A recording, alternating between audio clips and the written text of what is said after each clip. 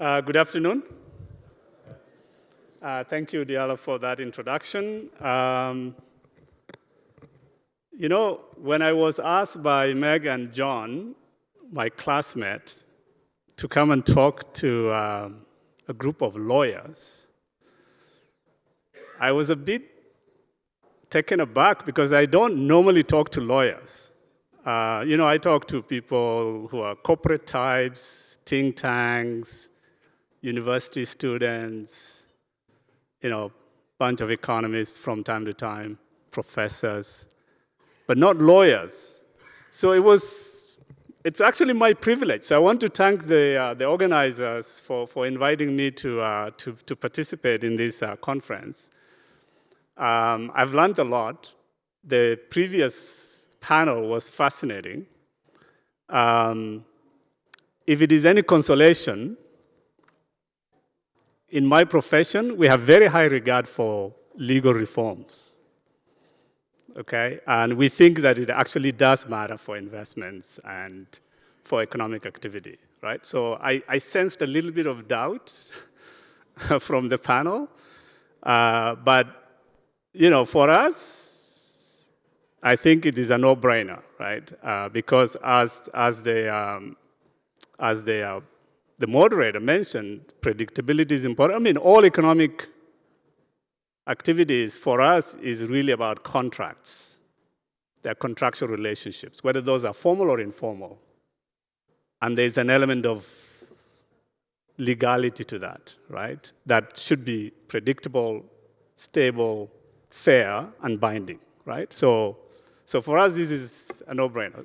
Anyway, that aside, so how many economists are in the room? None. Okay, so this is my plea, okay? Here's my plea. There is this legal phrase that has been made famous, which is, everything you say will be held against you, right? So for today, my ask is that we suspend that statement, okay? So that everything I say here does not get held against me. Because this is going to be about a conversation of, economic activities, the context in which you are going to be working, both now, but also looking ahead, right? So what I'm going to do is to give basically kind of a 10,000 feet view of what we see is happening. I'm not going to be as detailed as the case studies that were presented today, but I'll give you a sense of what is going on in the continent, and then what I think we should expect is going to happen in the continent. Some of which are speculative, some of which are going to be real, and they're going to be completely transformational in the sense that they're really tectonic changes. Right. So, with that. Could we go to the first slide? So I want to start off with, I am actually in control of this. So I'm going to start off with the near-term macroeconomic outlook for the continent, right? And what you see here is the last 10 years or so, right? But I want to bring your focus to the last 4 or 5 years and the next 2 years or so, right? And you can see that COVID was a bad year. We all know that. There was a slight bounce back, right, on economic activity, on growth in particular. And there's a reason why we talk about growth, right? By the way, growth is an expansion of economic activity, right? It's businesses expanding and employing people. It's new businesses entering the market, right? So it's a really, really important thing. It's a real kind of pulse of what is going on in a society and in a country. Right, that's why we always talk about growth, right? Even though Africans often tell me, we don't eat growth, right? So even if you tell us that we're growing at this and this percent, we're still hungry. It's true, but without growth, you probably would be in a bad shape and would be hungrier. So growth is important, and so you can see that in fact there's some recovery that's taking place, right? Since 2023. That was the bottom after a quick rebound after COVID. And we expect that this year it will be about 3.5%, and it will accelerate to about 4.2, 4.3% in the next couple of years. That's our projection, right? And there are reasons why we think that. Now, I want to paraphrase, I want to preface this by saying that this is actually only sub-Saharan Africa, right? Because in the World Bank, there is a completely different office that actually monitors economic activity for North Africa together with the Middle East. So for those of you who are from North Africa, my apologies, right? So this is mostly just about sub-Saharan Africa because that's what my office is responsible for. So this is what we see. So I want to say 4 things about this outcome here, right? The first thing is, notice what the dotted line says. Look at the dotted line. The dotted line is about 4.5%. So we don't expect economic activity to recover to what it has been for the first 20 years of this century, right? So this is a recovery, but it has been relatively slow. So that's the first point I think that it's important for you to notice, right? Second thing is that big countries in Africa are really struggling. Big economies in Africa are struggling, right? And so as a result of that, the recovery is actually happening at different speeds for different countries. So on the far left, the green bars is 3 countries that for a long time, the last 25 years, have been the largest 3 economies in Africa. South Africa, Nigeria, and Angola. Now, Angola has slipped, so depending on oil prices and how much oil is produced by Angola, it's either 3rd or 5th, whatever, right? But in any case, these 3 countries, when separated, you can see that the economic activity is much, much lower. So South Africa is growing at less than 1%. Angola this year is about 2.6%, and Nigeria is about 3.3%. So they're growing below average sub-Saharan Africa, okay? And because they have such a large share of the economy, they're dragging down the average. So that's one thing, right? So these growth poles supposedly have been struggling, and as a result of that, in fact, the continent has not been recovering nearly as fast. There are many ways, of course, you can group African countries. Another way to think of them are countries that are really resource-rich and those that are not. And you can see that if you basically take out Nigeria, Angola, and South Africa, growth rates are actually close to what they were in the last 20 years of, the first 20 years of this century. So about 4.6. And they're expected to accelerate to about 5.6, 5.7%. Now, if you then split the continent into those that are resource-rich and those that are not resource-rich, you can see that, in fact, the non-resource-rich countries are growing even faster than resource-rich countries, right? Who are these non-resource-rich countries? A whole bunch of them are in this region. Rwanda is growing at 7%. Tanzania, Uganda is about 6. Tanzania is about 5.7. Kenya is slightly below 5. Ethiopia is about 6, right? So this is one of those places that's non-resource rich, considered non-resource rich, that's growing faster. And then you have, in the West, you have countries like Senegal, Cote d'Ivoire, Benin, Togo, and so on, right? Not yet the big countries, not yet the big economies like Nigeria and Ghana, right? So those are the fastest growing countries.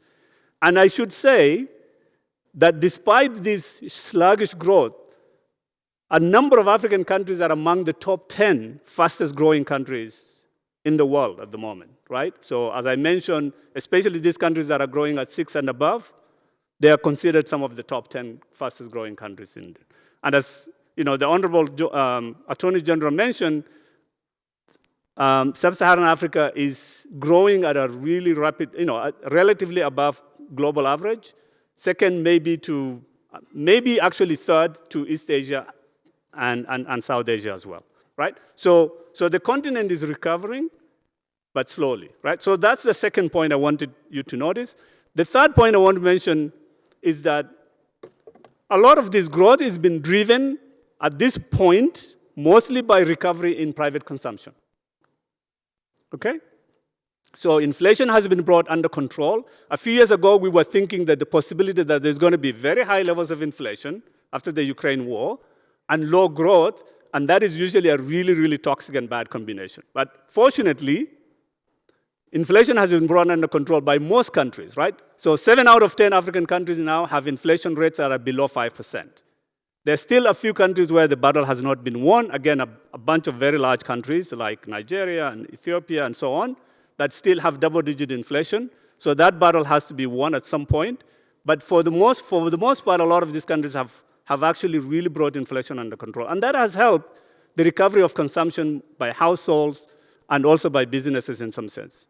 What is left, and we will talk about this briefly later, is we need this private consumption recovery to be complemented by other drivers of growth. All right, and that's usually investments. So we'll talk about a little bit of that. The other source of that's driving this recovery is services, right? So services have kind of recovered. Tourism is back to normal. Financial services are recovering from COVID years. Transport services are recovering, right? And so on and so on and so on, right? So what will be left will be the infrastructure.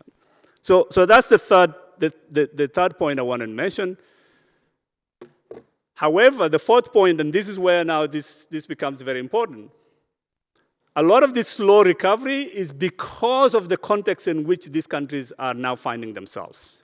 One of them, and I want to mention 3 of those context issues, is high levels of debt, right? As you can see on the left-hand side, the green bars tell you, right, the share of revenues that is going to debt service, right? A decade ago, that was less than 20% on average. Now, on average, it's stabilizing at close to 50%. That's a massive drain of resources that is not being used to support education and health and infrastructure that this continent needs badly, right? So because of this, public investment is going to be constrained, right? And that is dragging down growth because public investments are very important for African growth in many cases because at this point, private investment is not nearly as robust or large enough to actually drive investments. It is there, it's recovering, but public investments have been very crucial for a lot of African growth expansion. So that's one reason. And you can see also that flows of investments, and that's the right-hand side graphs here, that come from, borrowing from private sector financial markets, inflows from China, which has been a major trading partner recently in Africa, multilateral development banks, and so on, have also declined, right? So net debt flows that are to finance investments have actually declined, right? So that combination, on the one hand, revenues that the governments are collecting are actually being used to pay debt, and then inflows actually declining has been a major, major source of fiscal squeeze for these countries to actually carry out any big, important investments, right? So that's one context for why we see this slowdown in growth recovery. Another reason is what we're living through, right? Trade and economic uncertainty is just off the charts, right? The unpredictability of it is just literally off the chart. So you can see the red is trade policy uncertainty. And you can see that in the last few years, it's just gone off the roof. Now, the tariffs, people are really, really worried about the tariffs in general, but the tariffs that the US imposed on African countries, broadly speaking, are not necessarily that impactful, okay? I'll qualify that a little bit. That's because only 5% of African exports actually go to the US, right? The major trading partners for African countries for the moment are mostly EU and China, right? And a whole lot of the rest of the world. So in terms of direct impacts, you're not going to see a lot of hits on growth rates and so on. And that's why, in fact, our projections before the tariffs were announced were about 3.7% for African countries, We have to knock that down to 3.5%. So it's the tariffs, the impact of the tariffs alone took about 0.2 percentage points off the growth rates, right? So it's not large, right? For something that is hopefully short-lived, right? We don't know. But the indirect effects are large, okay? So that is important to keep in mind. The indirect effects are very large because, A, the uncertainty basically prevents investments from taking place, right? So this huge uncertainty, like, do I invest in this country and then tomorrow get hit by, a 70% tariffs or whatever it may be? No, so that actually makes it very difficult for investors to make decisions, right? So that's large. Two, these tariffs are going to affect certain countries that are very large traders, trading hubs for Africa, right? Partners for Africa, such as EU and potentially China. So that when the demand in those countries is lowered, right? So then the demand for African exports also becomes less. And so that hits African exports and therefore revenues, right? And then you have the possibility that, inflation might go up in rich countries. And when that happens, usually interest rates in those countries will go up. That will put a lot of pressure on African domestic currencies, right? And also then drive inflation in our countries. And that also depresses economic activity, right? So there are all these indirect effects that are yet unknown that might unfold, all right? Including potentially like really roiling of the financial markets in general, right? So we don't know that. But that is the context that these countries are operating. And then even though overall it is not important, or it's not going to be particularly impactful, specific industries in Africa are going to be affected by these tariffs, and especially specific industries in specific countries. So there are these small states like Lesotho or Madagascar, or even larger states like the Kenyas that have actually gotten a niche into the American market in terms of textiles and garments and so on, because of the AGOA, African Growth and Opportunity Act trade deal that was signed some 10 years or so, right? Because of that, you're going to see that, in fact, some of these industries are going to get hit very hard if these tariffs remain in place, right? So that will affect, of course, jobs in these industries, right? And so that's something to watch. Finally, the aid architecture is changing. Again, in terms of just aggregate economic activity, the aid itself is not going to actually be that impactful, right? Because a lot of the aid cuts, especially from the US, is off budget. So a lot of these countries normally don't actually account for it in their own budget. But it's very, very important in certain sectors, such as health and humanitarian activities. And this is where a lot of vulnerable people usually are. And so, there is potential for a lot of harm and a lot of suffering to take place. But again, we need to remember that these are going to be really confined to specific kinds of sectors. And in general, then, what this means is that African countries need to start thinking about basically a world in which the aid architecture is changing, and therefore what their role should be in terms of protecting their populations and so on and so on. Right? So that's the near-term macroeconomic outlook, right? There is there's a recovery, a whole bunch of countries that have become very resilient to all these shocks, right? Within a very uncertain world, right? But that growth is not high enough or sustained enough in a lot of cases to actually reduce poverty, given the population growth. And that's why you see a lot of dissatisfaction in the continent. You see protests, most of them peaceful, of course, and I hope they stay that way, where people are really unhappy about job prospects, opportunities, economic opportunities, social mobility, and so on, right? So this is what you see. You see that we project that the poverty rates are going to peak this year and start slowly declining. That's poverty rates.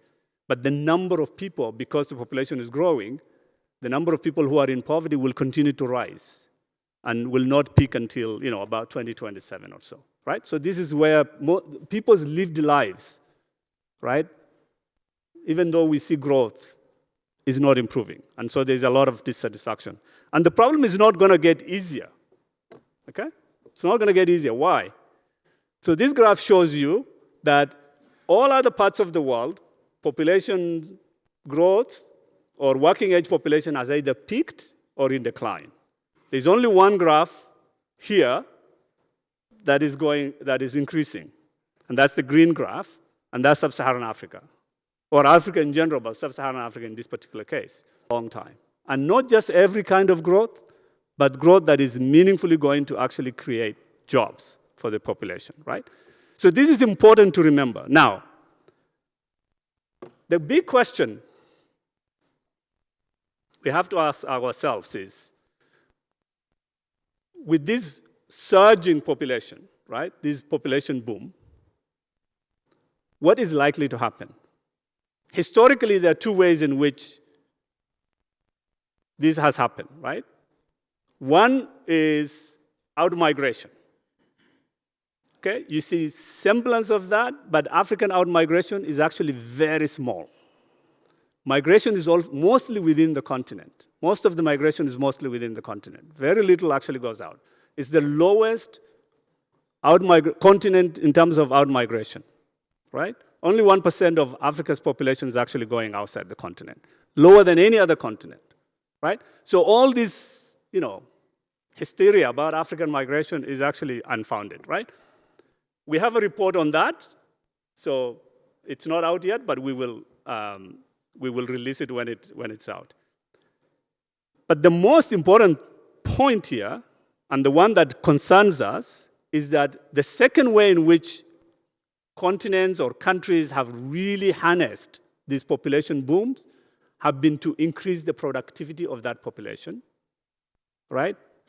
And basically utilize that population to transform their economies, right? This is going to, for the African countries and African continent, this is going to happen, right? There are so many things you cannot predict about the future, but this is one of those things we know will happen, okay? Because the population that is going to drive that dynamic is already born, okay? So for the next 25 years, African population will double.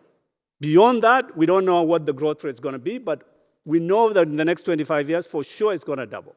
It's about 1.2 billion now. It'll be about 2.5 billion in the next 25 years, in our lifetime. Okay? So what do you do then? Okay? So the biggest question is this, and this is the trillion or $10 trillion question. So it's clear that the continent is going to be a major center of population. Okay? Can it become a major growth pole for the world?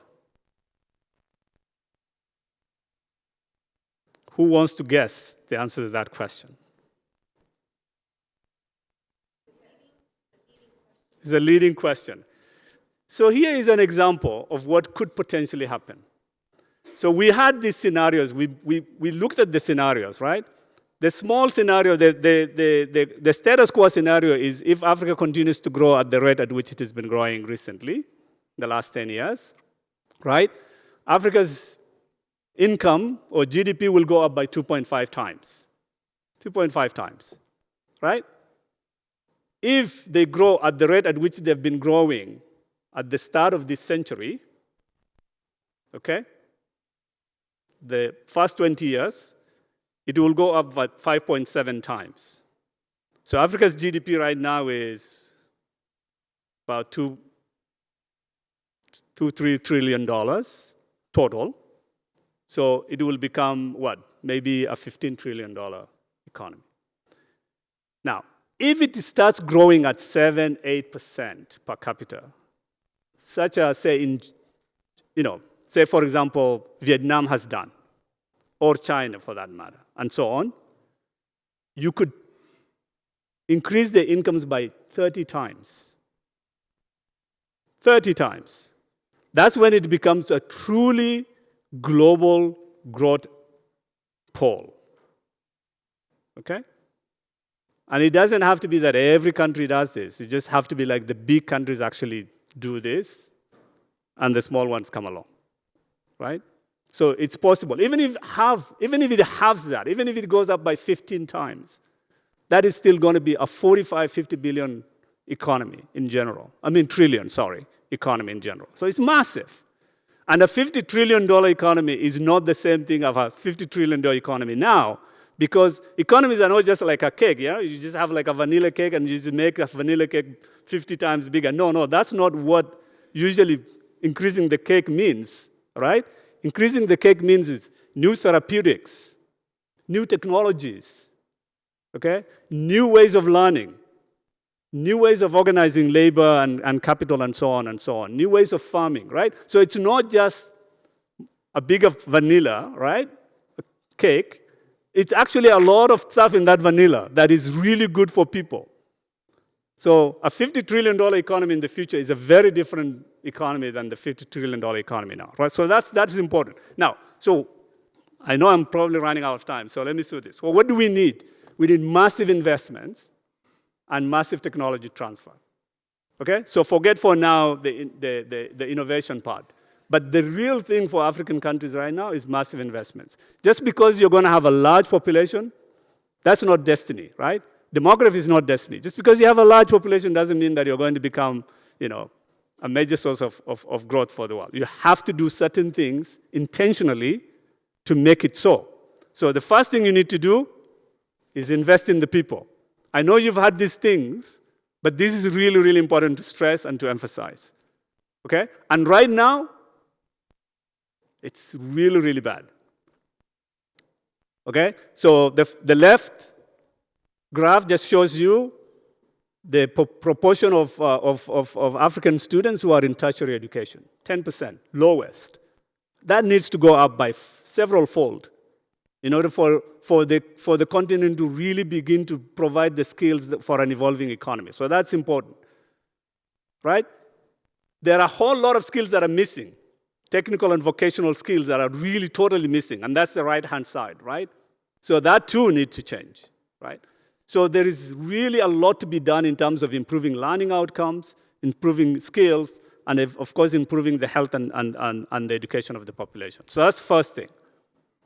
Second, there are these enablers, there are these important enablers for productivity growth in the region, right?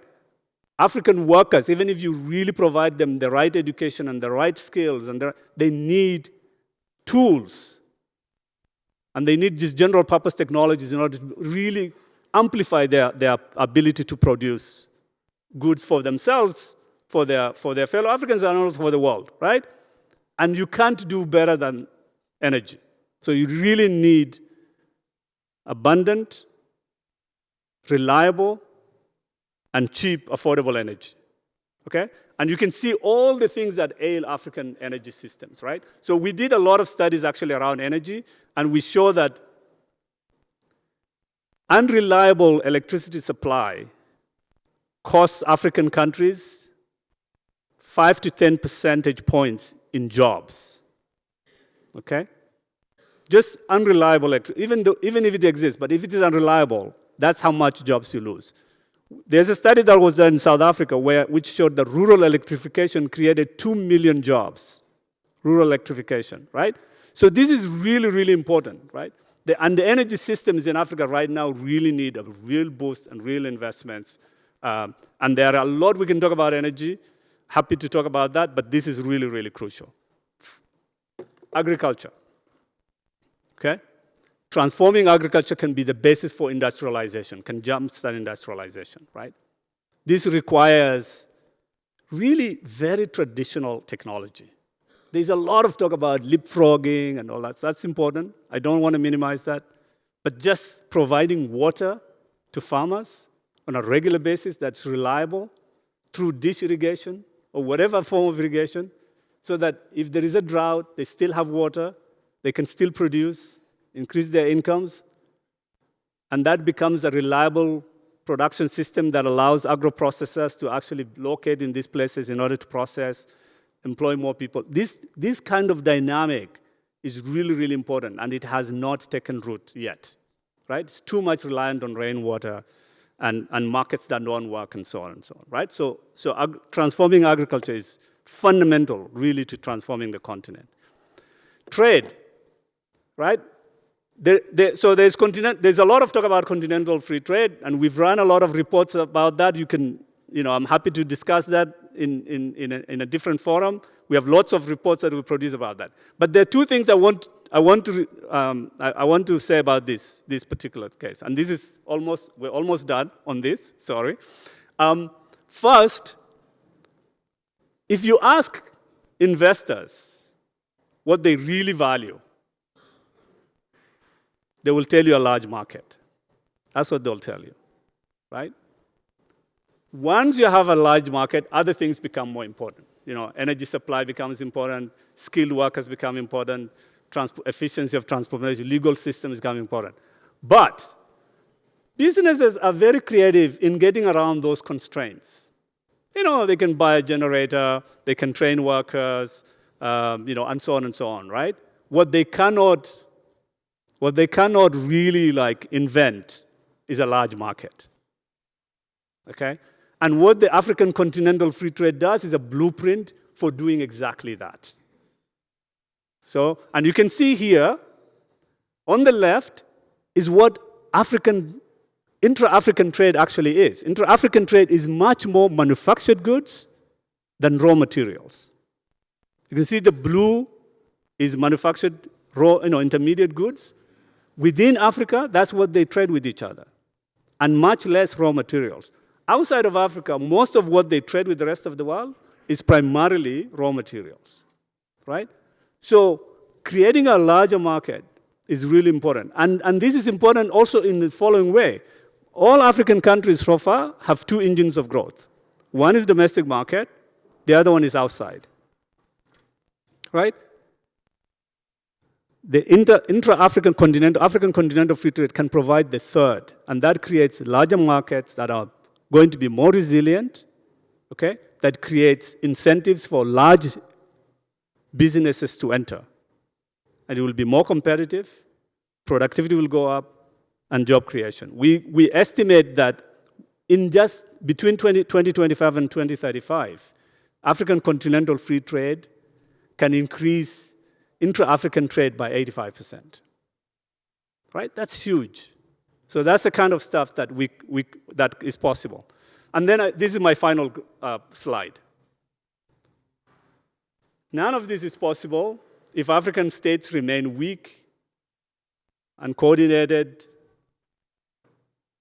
and ineffective. And a lot of them are.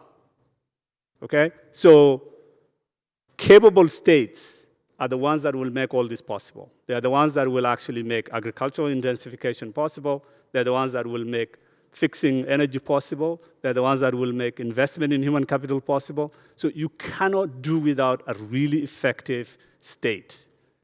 And African states have failed to do that so far. Most of them. Not all of them, but most of them. Okay? And this is, I can't stress how important this is, right? A lot of people say, African states are too big. I mean, sorry, but we need much more strong, capable states. Not necessarily repressive states, but much more capable states that are actually development-oriented, that are going to implement these sophisticated investments that are needed in order to be able to break through. Thank you very much, Andrew. So that's all I had. Thank you so much for listening.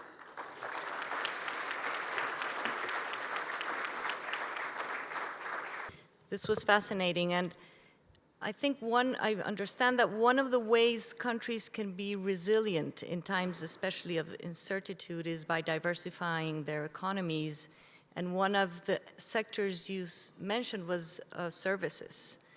And depending on the drivers, those are sectors that will hopefully grow and impact our day-to-day work, which is where usually arbitration will ensue.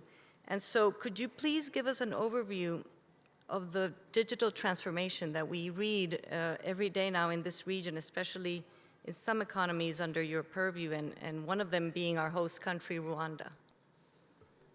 Can you hear me? Yes. Yeah, good. So I think, digital technologies are some of the things in the euphemisms of economic jargon, is a general purpose technology. What that means is it's used in every sector, in every occupation, in homes, in offices, everywhere, right? So it's something that is used everywhere by everyone in order to increase their productivity and so on. So digital technologies are really, really important. I think it's hard to imagine a more transformative technology in the last 25 years in the lives of Africans than digital technologies. I'll be curious to find anyone who can find another one like that. So it has transformed how we communicate more efficiently, how we do banking, okay? How we interact with services. Farmers use it to discover prices that they initially were not able to do so, right? Even in very dispersed, very large dispersed countries, right? So it has been incredibly transformational. And what has it done? So we estimate that digital technologies have increased labor force participation. When the internet arrives in a particular country, it has increased labor force participation, it has reduced poverty, and it has increased productivity of enterprises, right? So in Tanzania, it has increased labor force participation by 3%, 3 percentage points. In Nigeria, 8 percentage points. It has reduced poverty in sub-Saharan Africa by 7 percentage points, right? Productivity of farms have gone up by 31%, those that have adopted it, right? Wages have gone up by 8%, employment by 16%, right? So you can see why this has been incredibly important, right? Now, the problem, the incredible thing about digital technology, and I think Rwanda is an epitome of the countries that have embraced this technology, right? To use it to drive their economies in terms of delivering efficient services, delivering innovations in terms of mobility. All these bikers that you see on the roads in Rwanda, they are using digital technologies in order to be able to pick up customers, right? And whether it's tourism, whether it is service delivery of services, whether it, so Rwandans have embraced this. So has mostly East African countries have embraced this, right? In Kenya, they have embraced this in terms of banking and telecommunication and so on and so on. So this is important. The last point I want to say about this is that there's a lot of scope for increasing productivity even more. And the reason is because even though 80% of African citizens have actually access to some form of internet connectivity, whether it's mobile or internet, only 22% of them actually use it for productive use. Same thing with farms, right? So just imagine that. 80% have access, but only 22% of them actually use it for productive use. So if you actually increase the productive use of these technologies, the productivity gains are massive. So that is where I think the next big push is going to have to come from, both in terms of homes, but also in terms of enterprises. And so speaking of another sector where there is likelihood or hopeful to be an increase in economic activity and maybe foreign investment, there's another sector that is linked because electricity, as you mentioned, is a key component and in Africa, a major obstacle to economic or business coming in. And at the same time, or in addition to that, the UN Economic Commission for Africa says that 17 of the 20 most vulnerable countries for climate change are in Africa. So there is also both the opportunity and the risk of not having an energetic transformation. So electricity and energy, relatedly, are two sectors where we can see great opportunity. And I know you already touched upon it, but maybe you want to delve a little bit more in that. Because we see a lot of arbitration activity in those sectors. Yeah. So there's a lot we can talk about energy. So here's the thing. So 600 million, right? 600 million Africans, 43% of the population now, don't have access to modern energy sources, right? And it's worse when you actually think about energy for homes, especially energy for cooking and things like that, right? So, the kind of energy that people have access to is bad for their health, is bad for the environment, and so on and so on, right? At the same time, there is this opportunity in the continent where the world is moving away from the source of power that have powered the economies that we have come to know since the Industrial Revolution, right? Since the Industrial Revolution, the economies have been powered by burning fossil fuels, coal, gas, heavy fuels, and so on, right? So that has been what has powered economies that we know today, and has brought a lot of riches, but has also done a lot of damage to the environment. So the world wants to move away from that to cleaner forms of energy. So a lot of economies are now really scrambling and trying to get their economies transition out of these older forms of energy. Now, Africa, fortunately, is fortunate enough to have abundance of these sources, the kinds of inputs for this new energy, right? For wind turbines, for solar panels, for electric vehicle batteries. So you have all the inputs that are needed for these types of transition technologies, whether that is copper or manganese or cobalt, whatever, right? So, in this neighborhood, for example, there's plenty of that. But Africa has not, Africa has always had a lot of these issues with minerals, right? A lot of the exports have so far been minerals, whether that is gold in the past, whether it's diamonds, or very few of that has really become a source of growth. But there is a real opportunity to reimagine how you actually use these newfound sources of new forms of energy to industrialize, but also to provide reliable, abundant sources of energy that are clean for the continent and its people, right? So that is the opportunity that actually presents itself. Yes, so with this limited funding from government, from public, because of the deficit of fiscal space, very few fiscal space, and with decreasing investment from China and other, who is providing investment? And can you tell us maybe at the World Bank Group's programs, because that will surely provide probably opportunities for private contractors to be involved through this funding, but where do you see that coming if there's such a small room for investment? No, very, very, very good question. So what in the World Bank, what we've done is to say, look, this is such an important issue, and it is, I mean, honestly, if we don't get the energy issues right, all the other ambitions of African countries will probably be derailed, right? I mean, I think we should just be very candid about that, right? The youth employment issues won't happen, and so, you can't really, really make the best use of this incredibly valuable assets such as people that you're going to get, right?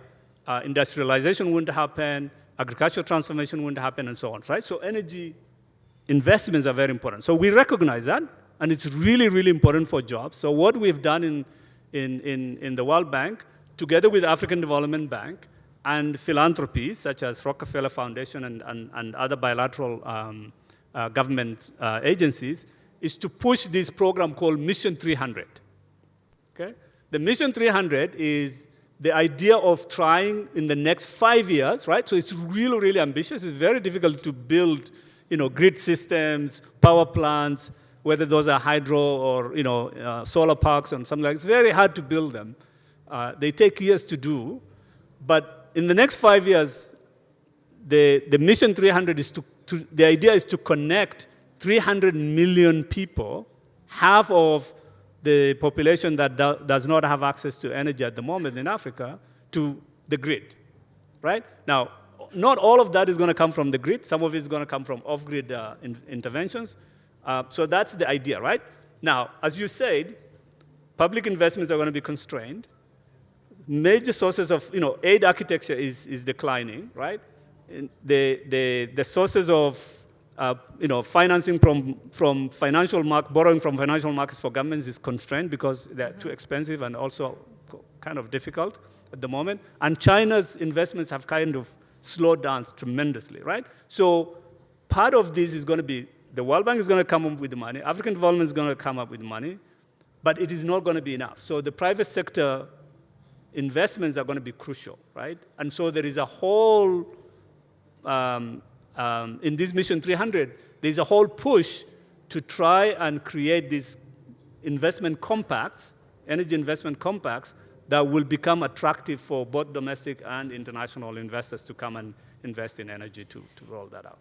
So this leads me to the last question, which was brought up in the last panel, the prior panel, and is crucial, which is investment climate. Yes. And what are your reactions to what you're seeing at the World Bank in terms of the reforms that are needed, and some of which you advise the governments here to take on, and progress in that direction, not only, of course, in the legal framework, but in general? What would you say investors should be looking out for? So I think investment climate is it's one of these things that is very important, but it's very hard to define, right? But I think what it means is basically a system or an environment, a context which is going to provide legal clarity, regulatory clarity, right, to businesses, right? Dispute resolution systems that are going to be fair, fast, right? There will be some level of speed to it, so that these things don't drag on forever, and therefore increase losses for businesses, right? So that is one element of it. So a regulatory environment, and that's where I think your profession becomes really, really important, right? That kind of providing this legal clarity, regulatory clarity, and enforcement of disputes or challenges, legal challenges, right? So that is important. But there is another element of it that is really crucial, and that is policy certainty, whether that is tax structures, right?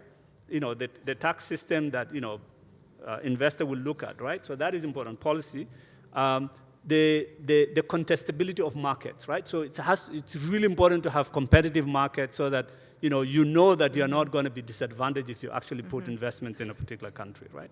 So all this, there's a whole range of things that are really, really important. And what the World Bank has been doing is to actually bring all these things under what we call Be Ready, right? There is a report that we produced called Be Ready. So far, we have done 50 countries this last year. This year, there's another 50 that is in the process. Excuse me. And in 2024, 14 African countries were included in the list. And Rwanda is one of those, and did really well, right, in that survey. So I think this is one of those things that we're going to have to look at to see, how countries actually rank continuously. Let me just. Sure. So people in the room can tell their clients to look at the Be Ready ranking before they're deciding whether to commit investment into these countries, because you have many African countries in there. I saw that. Yes. I think it's definitely important, yes. right? Be Ready one is of the tools. It's one of the tools you can look at, but it is also just important to look at a country's legal systems, a country's investment climate systems. There are a lot of these countries set up these, one-stop shops, and to see whether in fact those things really work, whether licenses is actually efficient and it is reduced to a minimum number instead of like 60 licenses you need in order to set up shop. So all these things are very important, but the most important of all of them is just some level of transparency, predictability, right, is really, really important. But that is the first order issue. But then there is also a whole lot of things that are going to go into investment climate, which is, are your road systems, is your port system efficient, right? Mm-hmm. If I want to sell things to other parts of the world or to other African countries, and I deliver this stuff to the port, is it going to get out in time in order for it to reach, my clients when they need it, right? So logistics is very important, infrastructure is very important, and so on, right? So there's a whole lot of stuff that and trade facilitation, the exactly. rules and customs. So for goods, but also services is a good way to avoid all those things in a way. So I think before thanking Andrew, we can open the floor. In case anybody has any questions, you're free to. There's one question over there. I think it's Funke, but I'm not sure. Oh, there are two, another, but first, here in the middle. Yes. It is Funke, so you can, I think. Yes. No, it's not Funke, sorry. Sorry about that. Funke's right here, I can't see and well. Please introduce yourself kindly and ask your question.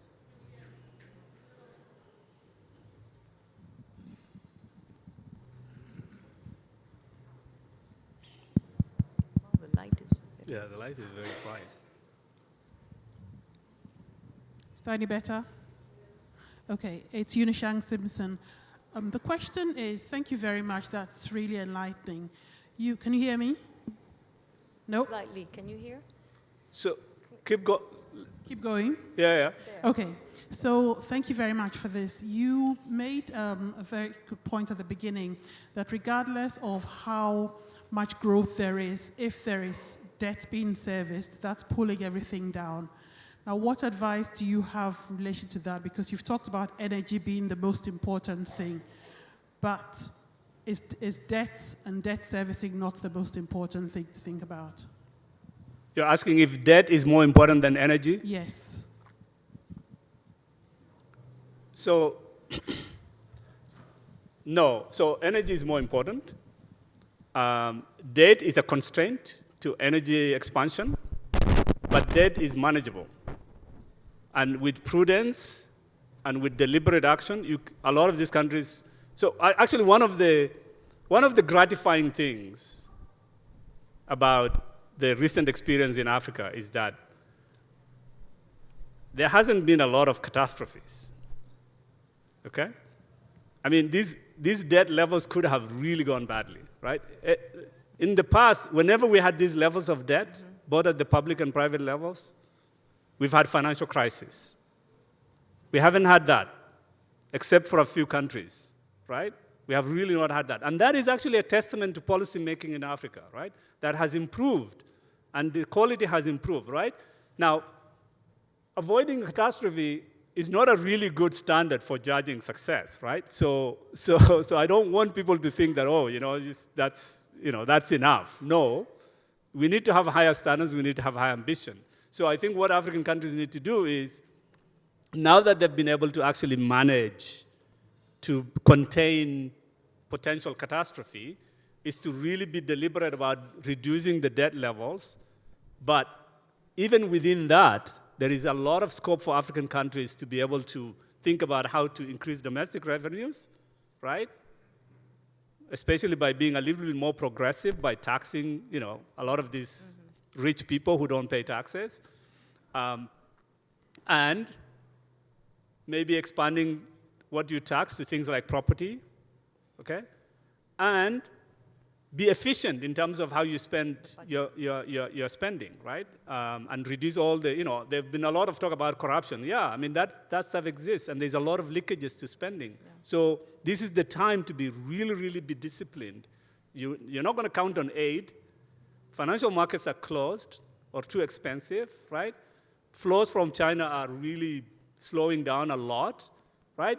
What is left really is domestic resources. Self-financing. A lot of that is going to come from being efficient in terms of spending, but also being very, very clear about what it is that you're going to tax. And then you invest in energy after that. And education, as you said. Yeah. The other question, please. Yes.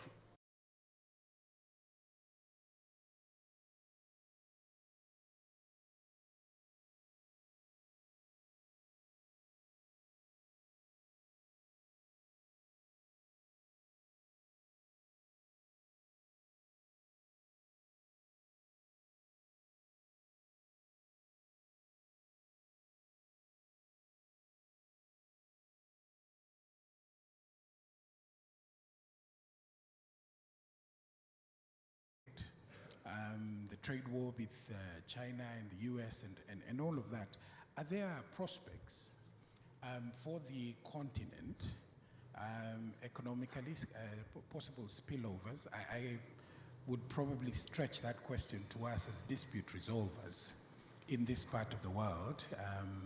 I realized even normal language like being independent, You can't hear it. Now we can no longer hear you, I'm all right, sorry. can you hear me? Okay, very short.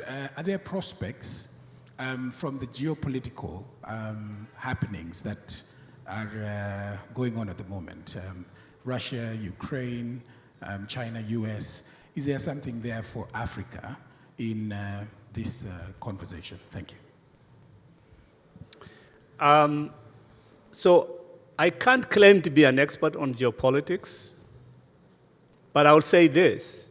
I think we know for sure that we live in a very uncertain world, and there are a lot of geopolitical tensions of these big powers, right?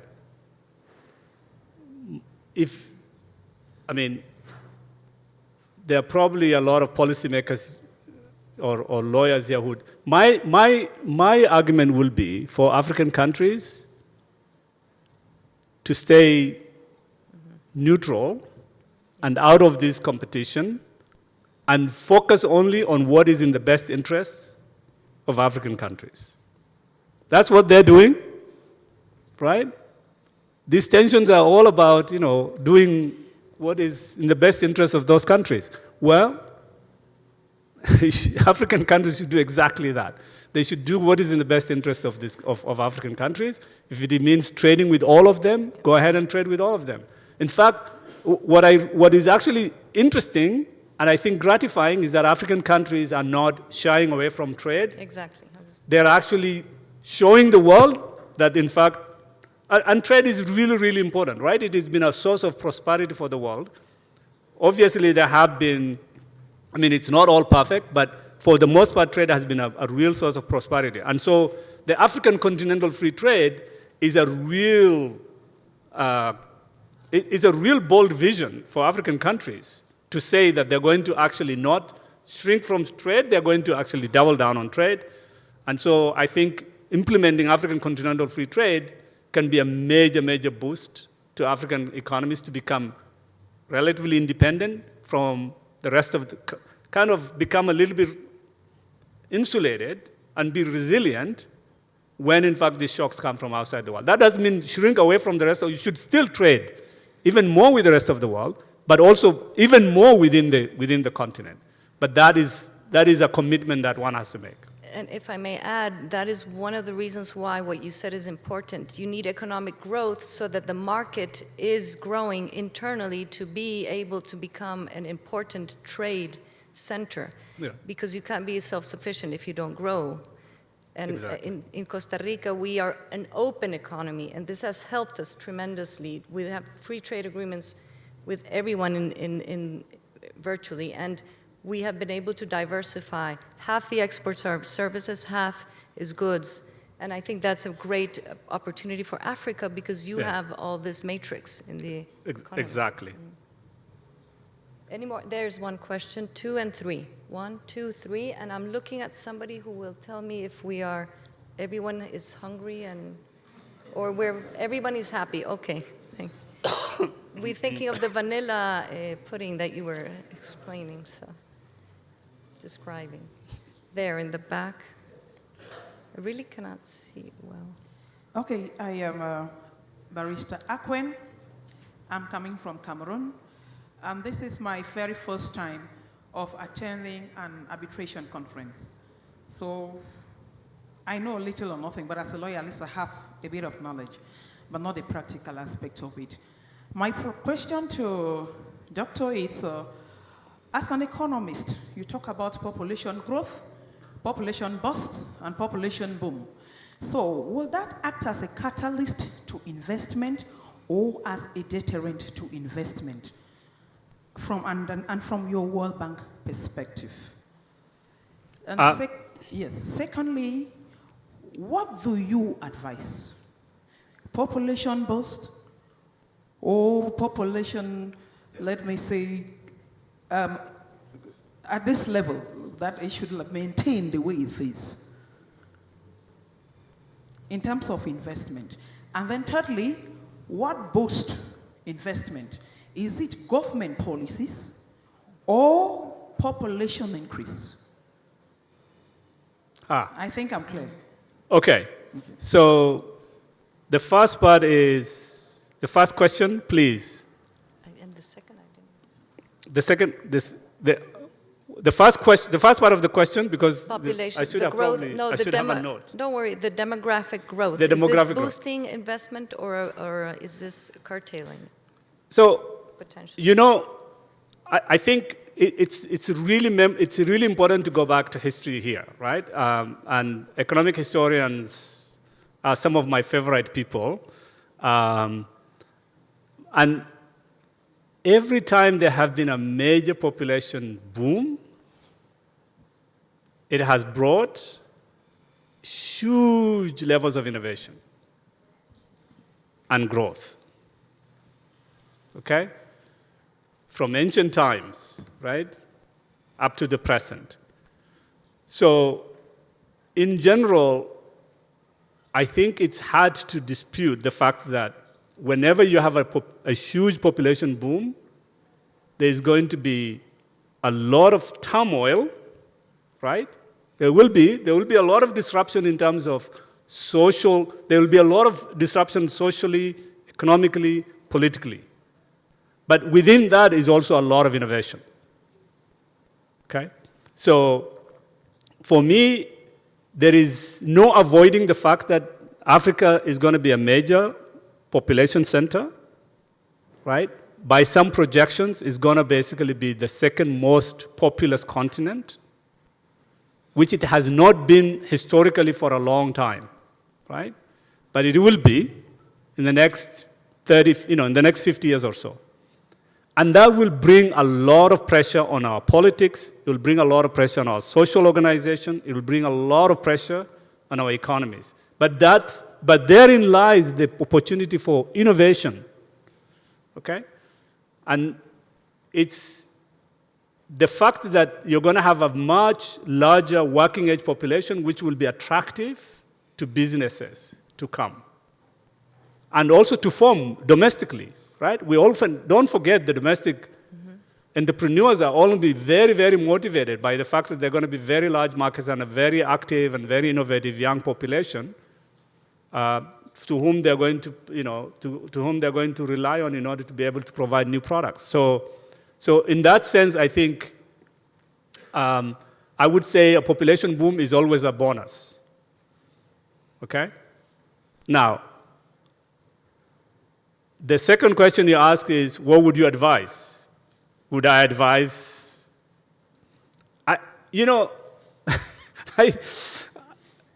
It's really hard to, this is what I would say.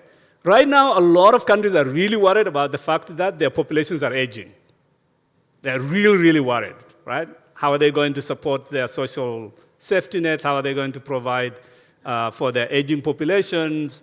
Are they going to be able to, are they going to attract enough investments? So there's a lot of talk in economics about what they call secular decline. Secular declining meaning, there's just not going to be enough demand for goods and innovation because of aging populations, right? And therefore, there's not going to be a lot of investments, and so these economies will decline. I don't know if that is true. A lot of people are putting their faith in AI, right? That, we're going to get robots that will solve all our problems. I don't believe that either. But it's hard to say how this is going to evolve, right? But we know historically a young, growing, dynamic populations, when they have the right policies, the right investments, and the right environment, have been truly, truly transformative and dynamic. So we know that. So why don't we just do what we know instead of, clinging on to things that we don't really know whose outcome is hard to predict. So that would be my answer. My main point here is you can't go wrong by investing in your people. And then you let them decide, how many children they want to have and whatever, right? But at least invest in the people's health, education, skills, Right. and give them the right opportunities to thrive and flourish. Yes, because technology, energy, and growth are not enough if you don't accompany it by education and Yeah. health, I imagine. Some some people have questions here. Thank you. Andrew, thank you for that very thought-provoking presentation. My question relates to one of the slides which you shared earlier, which showed the forecast for the growth rate between 2023 to 2027 for sub-Saharan African countries. Curiously, the non-resourced countries had a higher forecast than the resourced countries. This is an irony for me. What accounts for that? And then the second part of the question, which is linked to this one, is on this issue of population growth rate. You said people should decide how many children they have. I think that's going to be a mistake, because if you have a growth rate that is unproductive, it's going to throw more people into poverty. So I'd rather think we should have a family planning policy where there's a maximum of 4 children per family in the whole of Africa. How many? 4. 4, max. And could we Across board, the whole of Africa. And we can talk about immigration if you want to also. Okay. That's a debate that is. I'm happy to engage in that debate at some point, but I think that is. If you start mandating how many children people have, you're going to. China is a classic example of how many people you should. So I stay away from that. I think you should allow people, based on their beliefs, norms, to decide how many children they find optimal. As long as I think you improve the quality of and capabilities of your population, now, if you run into problems such as a lot of these rich countries have run into, and you want to provide incentives to have more children, that is fine. But what we are finding out is the true determinant of how population will evolve is the attitudes of young people towards how many children they should have. That's really the key. Once you've reached a particular threshold, in fact, and young people decide they don't want to have more than 2 children, it's going to be very hard to reverse that trend. But it all comes down to the attitude of young people who are about to form families. That is the true determinant of how the trajectory of population growth is going to come. So working on the values and norms and views and of the young people is really important, and that will depend on the opportunities they have, the support they have in terms of families, how much investments you can make in terms of supporting larger families and so on and so on, right? So that's a social policy that is very hard to predict at this point. Now, so let's come back to the Resources. The resource versus non-resource. So the reason why we see this happening is twofold. One is that a lot of these non-resource rich countries have a lot more diversified economies. Because they get their growth from services, they grow a little bit of manufacturing, a little bit of agriculture, right? So they're a lot more diversified in terms of the sources of growth than a lot of these resource-rich countries. The resource-rich countries are too reliant on 1 or 2 commodities to drive their revenues, their exports, and therefore the multipliers in the economy, right? And usually, for example, in the last 10 years, globally it has been very difficult for commodity exporters, right? For a while there was a boom when China was really growing at 8-10%. Right? But since China's slowdown, it's been very difficult, right? Since 2015, it's been very difficult for a lot of resource-rich countries to actually, re-engineer their growth, right? And that has kind of diminished their prospects in terms of growth. Those are the two reasons we notice. Thank you very much. I think there are one more question there, and I see the most important person getting closer to the stage, telling us to wrap it up after this question. Please go ahead. Thank you very much. I'm Munyabugingo Bonaventure from Rwanda. I'm an engineer and at the African Real Estate Society. My question is going to be based on the issue of whether Africa is going to become a hub for development or in the near future. At the AFRES, I'm responsible for integration of Francophones because that is an African continental institution that has been there since 1997, but we've been struggling to get French speakers at the institution, and that's why that responsibility came up. Now, my question is, do you think, do you see countries in Africa having things happening differently depending on these languages we inherited from the colonialism? Or do you think that language differences is posing a challenge to the way of Africa becoming a hub for growth? Thank you. You could think of language. So first of all, in general, I don't think that language is necessarily a barrier to trade, right? So in general, right? People trade all the time. No, Swahili is spoken widely in this part of the world. It's a trade language, right? Mostly that's how it evolved, right? The world trades with China. Chinese don't speak any of the languages of, either in Europe or North America, right? And yet there are lots of farms from North America and Europe that are producing in China, right? So in general, I don't think language is necessary. I mean, there's some friction, obviously, but I don't think it's a major barrier to trading. For Africa, these colonial languages can be a benefit, right? Just like the way, for example, there are certain businesses that a lot of these rich countries are outsourcing, right? Business outsourcing, I think they call it business outsourcing, right? And India has become a major source of business outsourcing, right? Mostly it's because it speaks English, and a lot of English-speaking countries are using it to do a lot of this back office work, right? So that's the point I want to make, right? The first, language in general is not really a major source of friction. There are a lot of other reasons why trade becomes a problem, right?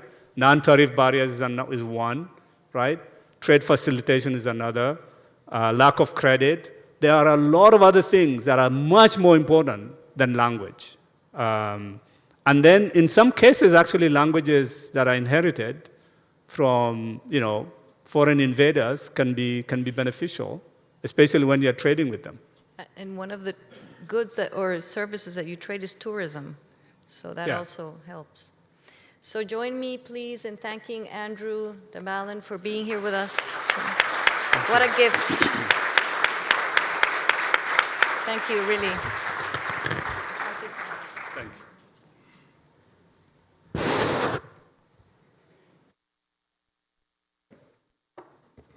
Thank you very, very much. I think why the session took long, I understand the audience has more lawyers than economists, so we had to learn more of economics. Anyways, apologies, but we've come to our lunch break. We'll have a bit of adjustment on our time. Yes, it's now exactly 2. Please support me again once more and be back at least 10 minutes to 3. Thank you so much. The protocol is going to guide you to where lunch is. It's at the auditorium. You take this stand, I think it's upstairs. The protocol is outside to guide you and to help you. See you in about 45 or 50 minutes or so. Thank you so much.